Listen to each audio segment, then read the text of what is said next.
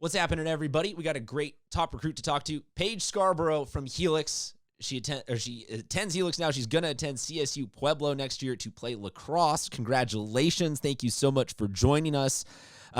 Forgive me for not being able to ask you, how about and then whatever the mascot is for CSU Pueblo. I have Scotty's on the brain. So what is the mascot for CSU Pueblo, and what was your decision to become one of said mascot? So we are the Thunderwolves, and That's so dope. What the heck is a Thunderwolf? I mean, the real mascot is a wolf. How about this? You explain, and I will Google Thunderwolf for everybody in the background. So please tell me why. I mean, I now know why you committed to CSU Pueblo just for that, but please tell us the decision to become a Thunderwolf. So originally it wasn't even on my plan. I was going to go to these 4 different schools to visit and meet the coaches and everything. And then last minute we decided, let's go check out Pueblo. It's in the same state as another school I was visiting.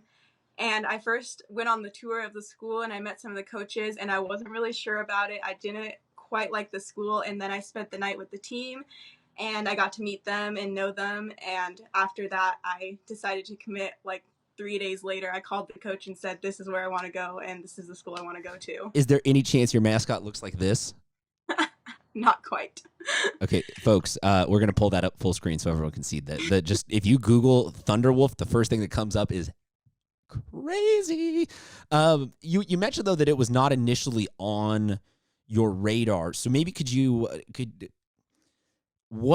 how did it get on your radar? I don't know exactly how to ask this question, but I think there's a lot of high school kids out there that they don't know how to help themselves get recruited, and they don't see any route that isn't a recruiter comes and checks out my footage or checks me out at a game and that gets me recruited. But for you, how did you even start finding some of these schools? Could you give some tips, advice, guidance to younger student athletes out there? So when I first started, I was like looking at every top D1 school. I'm going to go to like every amazing school. Yeah, you're going to go play at Duke. You're going to go play at Syracuse. You're going to go play. Yeah, exactly. Continue. And I mean, at that point, I barely knew how to catch a ball still. I don't know what was running through my head. I wasn't going to be playing at a D1 school, but those were the coaches I was looking at. And so I ended up the summer going into my junior year or senior year, I went to a camp in Denver, and there was a bunch of coaches there. The Fresno coach was going to be there. That was one of my top schools I was looking at. And so I was like, I'm going to go here. I'm going to meet her. The Denver school was a D1 school also. And then we went to circuits. We got to meet all the coaches, and I met the CSU Pueblo coach, or the assistant coach who I met. And I was like, oh my gosh, I love this coach. The way she coaches is amazing. And then I started doing more research on the school, and I was like, maybe I should go check out this school. And that coach talked to me, replied to my emails, and some of the other bigger schools, they didn't even reply to my emails. So I decided to pursue a school that wanted to talk to me versus a school that was not as focused on me. So it sounds like maybe the underlying thing is just be more open-minded, be open to whatever is coming your way, because good things can come your way. Any funny story about how you actually got the offer? I think everybody has a little bit different take on the moment when they, were you in class? Were you at home? What happened in terms of how you actually got the offer from what ended up being your school of choice? So I went to the visit and I met everyone, and I was supposed to play and practice with them, but I couldn't get a physical on time. So I ended up just standing on the sideline with the other injured players.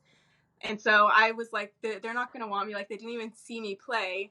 And then a few days later I called them, and I was trying to say that I wanted to commit without actually saying I wanted to commit. And they didn't quite get across what I was trying to say.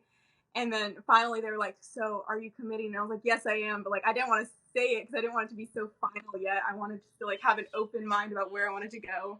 You weren't trying to necessarily be Instagram official with them yet.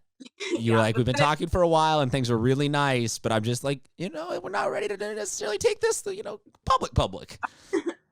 So I needed to be upfront and just say it. I couldn't be back and forth anymore. So you end up making that decision. I'm sure that was a weight off of your shoulders about knowing where you're going. It definitely seems like it makes senior year a lot easier, not having to struggle quite as much about where you're going, what are you doing application wise. But unfortunately, that senior year kind of got taken away from you in terms of being able to enjoy all of that. So I mean, it's kind of a rough transition from fun to sad, but what has this all been like for you? I mean, what is this experience like as a high school senior, not just necessarily in sports, but in life, in social life, in everything? Open floor, just what are the emotional and mental and everything about just what has this all been like? For us, or for like Helix, it was a little weird because it was our last Friday before spring break. We all had our finals, and I had my final and I was allowed to leave when I finished the final. I didn't have to stay till the end of class. So I left in like the middle of the period. It was like 10:30. And I left school thinking, oh, I'm just going on my spring break for 2 weeks and then I'll be back and I'll be back at school. Like none of us thought our school was going to get shut down. And so we went on spring break for the first week or so. And then we got the news that like spring sports are suspended until April, whatever. And then we later got the news the school is like, we're not going back to school. And like none of us really had that like closure of, oh, like this is the end of it. It was just, okay, we're going on spring break. I'll see you later. So that was kind of the hardest part, was like, I didn't get to be like, oh, this is the last day of school kind of thing. It just all of a sudden was over.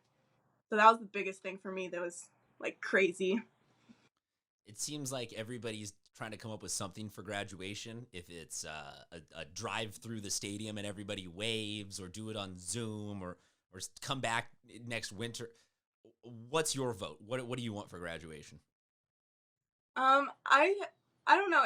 In my head, I'm kind of like over the high school thing. Like I'm just really excited for college at this point. Like I don't know, the not graduating didn't have that huge of effect on me, but like if I can't move into college on time, I'm gonna be like so upset about that part. It's interesting how few people vote for like graduation being something that they're gonna miss out on, and everyone's like season and prom and Yeah, and we got an email yesterday saying that our prom is officially canceled, and I was kind of upset about that because I know some other schools were saying they were going to just try to do it in June and like later in the summer, and our school's like, well, we kind of tried to do it this month, but it's not going to work, so we're just not going to do it. And I was, okay, well, I guess that's over. I'll just move on.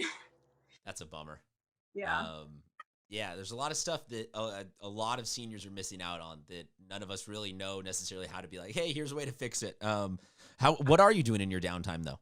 Have you picked up a new hobby, or what are you doing with yourself?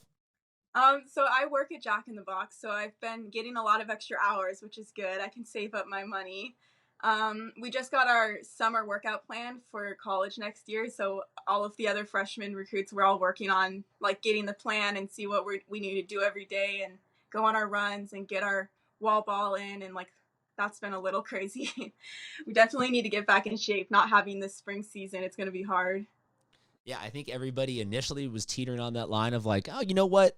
A little less wear and tear for the next level. Like pitchers' arms are going to get healthy. People's backs and knees aren't going to hurt as much. And then it started to be like, I haven't run a legitimate amount of conditioning in 2 or 3 weeks. Is this all going to just go away? What's happening to my athleticism? I especially feel for all the swim and dive athletes right now, because if you're at home with, I mean, at least you have like the earth you can run on. If you're a swimmer right now, you have nothing to do with your life at all. Are you just walking around like, I mean, I know you mentioned wall ball, but do you miss lacrosse? Like you just need to hold a stick level type of thing? How do you get your lacrosse in your life right now? So yeah, I have a rebounder in my backyard. So then whenever I'm like, I've always done this since I started playing lacrosse. Whenever I get like frustrated or overwhelmed, I'll just go out and use my rebounder, get some like stick work in.